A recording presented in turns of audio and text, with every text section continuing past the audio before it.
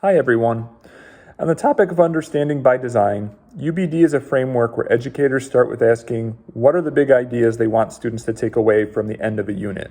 Then, they mindfully build their lesson plans and assessments backwards so that the learning that precedes it is building students' abilities to comprehend and apply the bigger picture and goals.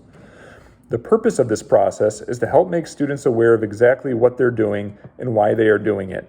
Through a defined purpose, students typically become more actively involved in the learning process as they know a given task is directly related to what the teacher wants them to understand by the end of a unit.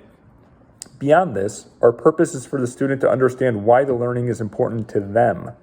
The process starts with teachers thinking of long-term student goals which directly shape the development of short-term learning and assessment. This process helps educators remain disciplined, focused, and mindful of priorities. The three main steps to this process include identifying desired results, determining acceptable evidence, and a slow fine-tuning of learning experiences and instruction to provide the desired learning outcomes. The assessments should aim to show the extent of the learner understanding, while using essential questions that encourage students to make inquiries, derive meaning, and apply their understanding. With UBD, the short-term goal of knowledge and skills serve as a means to a more effective exploration and application of the big ideas we want students to grasp. Long-term, we want students to retain and apply the knowledge and skills to best answer essential questions while being able to retain, transfer, and adapt their understanding to future goals. The learning objectives serve to let students know what we intend to teach them. They can increase student involvement when they know there's a purpose result behind the teaching.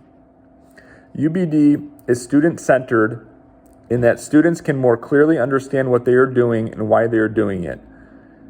UBD should serve to let students know why the learning is important to them.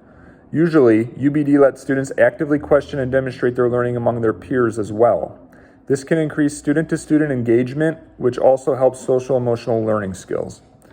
Some challenges worth considering with UBD include educators that may have inadequate time to redesign classroom curriculum at a bigger picture level.